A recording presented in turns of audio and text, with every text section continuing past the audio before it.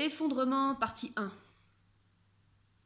Si vous êtes hypersensible et que vous en chiez particulièrement en ce moment, eh ben c'est terrible, mais en même temps, c'est peut-être pas plus mal dans le sens où vous vivez à l'intérieur ce qui va se manifester à l'extérieur. Cet effondrement que l'humanité va subir au niveau de ses institutions, bon, qui a déjà commencé au niveau des institutions, mais qui va s'étendre à ces différentes structures, modes de fonctionnement, habitudes, se vit au niveau de l'individu, au niveau de l'effondrement de son mental inférieur, qui pendant ce que certains appellent le règne involutif, était calqué sur le cerveau reptilien. Donc, inutile de parler des reptiliens, des grands lézards. À l'extérieur de soi, on a déjà, nous, en nous-mêmes, un cerveau reptilien qui est programmé sur le mode survie. Donc, c'est une approche extrêmement primitive du réel où l'individu est toujours obsédé par la peur de mourir et le besoin de survivre. Pour survivre, on est prêt à tout. C'est-à-dire qu'on est prêt à tout pour se rassurer. Alors, le mental inférieur va avoir ce besoin de constamment croire qu'il comprend. Dans comprendre, il y a prendre. Le mental inférieur a besoin de saisir des concepts, de saisir des croyances, des vérités, de se reposer sur ces vérités, sur ces certitudes, pour se rassurer lui-même. De s'accrocher, de se fixer, de se figer sur ses acquis, sur ses connaissances.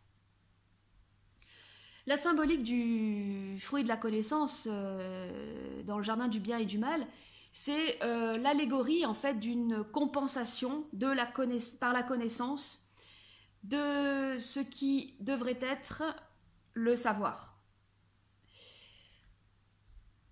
Comme l'individu ne sait pas d'où il vient, il a besoin de compenser par tout un tas de connaissances et se rassurer par ses connaissances et se rassurer qu'il comprend. Mais plus il se rassure qu'il comprend, plus il croit qu'il comprend, plus il nourrit son besoin de comprendre, plus il s'éloigne de la possibilité de savoir. Cette vidéo s'intitulera peut-être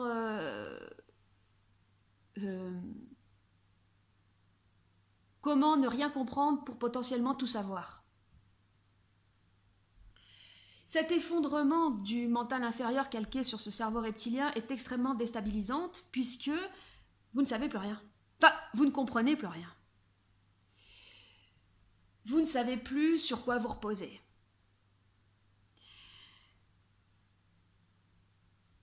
Ce qui se passe en ce moment, c'est qu'il y a deux humanités qui sont en train de se séparer. Celles qui ne remettent rien en question, qui sont totalement plongées dans l'inconscient.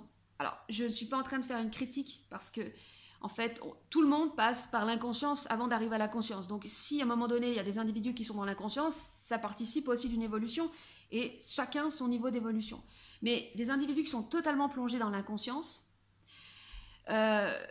vont prendre tous les ordres émanant d'une autorité supérieure comme des vérités ou des injonctions ou des ordres à appliquer. Aujourd'hui, quand vous êtes totalement inconscient et que vous obéissez aveuglément aux ordres, il y a vraiment de quoi capoter complet et être complètement fracturé parce que les ordres se contredisent en permanence. Il y a une citation d'Hannah Arendt dont je ne me rappelle pas, mais qui avait circulé un moment sur Internet et je la trouvais vraiment très parlante. Elle disait que de donner constamment des ordres contradictoires à une population endormie, c'était la meilleure façon d'en prendre le contrôle. Parce que ça crée un schisme, une dissociation en fait, une dissonance cognitive. Et ça plonge l'individu dans un état d'induction. L'état d'induction, c'est ce qui lui permet, c'est en hypnose en fait ce qui précède l'hypnose complète. Donc en fait, l'hypnose complète, vous obéissez totalement aveuglément à tous les ordres peu importe l'origine de ces ordres.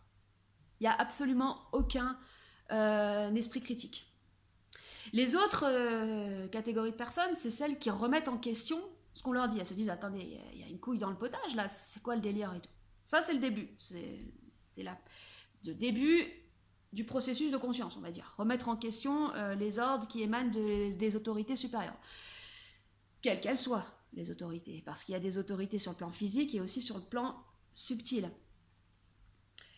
Mais ce n'est pas parce que vous commencez à remettre en question la valeur ou la véracité de ces ordres que vous en avez pour autant terminé avec le monde des croyances. Parce que vous allez... Moi, ce qui m'est arrivé, c'est que j'ai passé des années à alterner de site complotiste en site complotiste, à remplacer telle vérité par une autre, telle croyance par une autre. Et j'étais encore en train de nourrir ce cerveau reptilien qui a besoin de prendre, de comprendre, et de compenser par une boulimie de connaissances et d'informations son savoir et sa connexion qu'il n'a pas.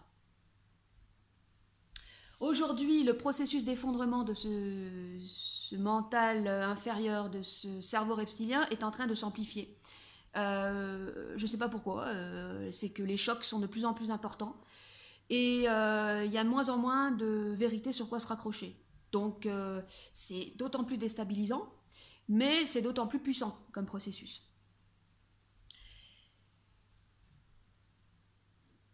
L'effondrement, la destruction de ce mental inférieur, de ce cerveau reptilien est absolument nécessaire si vous voulez reconnecter avec la source d'information hors matrice. Tout simplement parce que si vous voulez connecter avec la source d'information hors matrice, déjà vous avez besoin de faire de la place. Mais là surtout, c'est que la pure information ne rentre dans aucun système. Elle est instantanée, directe. L'information hors matrice arrive au moment où vous en avez besoin pour ce que vous avez besoin.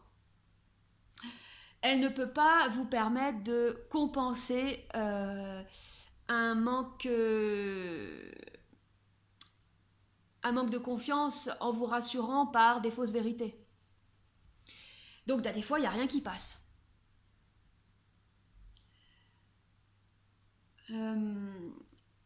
La pure information située hors matrice, nous la captons de manière tout de même fragmentée, étant donné que nous sommes dans un plan d'existence extrêmement densifié. Nous ne pouvons pas être en lien direct avec la pure information ou la pure lumière, sinon tout simplement on cramerait instantanément.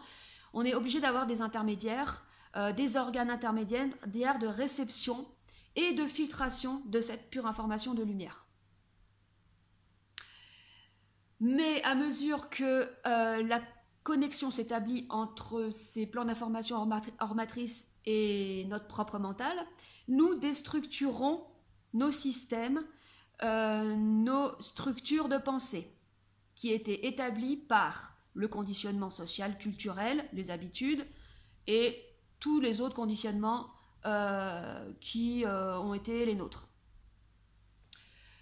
Certains individus qui vont connecter de manière très intense ou fusionnelle avec les sources d'information hors matrice vont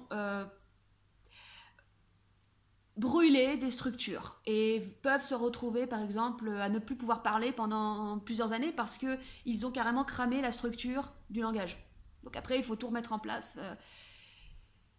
Y a moyen qu'aujourd'hui le processus de fusion se fasse de manière beaucoup plus progressive et confortable, entre guillemets bien sûr, car des précurseurs, des premières lignes on va dire, ont déjà fait le travail avant. L'évolution de l'humanité c'est un travail d'équipe, mais pas un travail d'équipe englué dans un inconscient collectif ou dans un esprit de ruche ou en mode communiste, un travail d'équipe d'individus entre eux. Ça n'a rien à voir. Ça, c'est le modèle du futur. Dans le futur, les individus collaboreront entre eux, mais auront leur totale indépendance sur tous les plans. Cette déstructuration du mental inférieur du cerveau reptilien se fait fatalement et forcément dans la souffrance pour des personnes de ma génération. En fait, je peux parler que pour moi. Parce que dans les générations qui vont suivre, le travail aura déjà été effectué plus ou moins. Donc il y aura beaucoup moins à détruire et à déconditionner comme programme.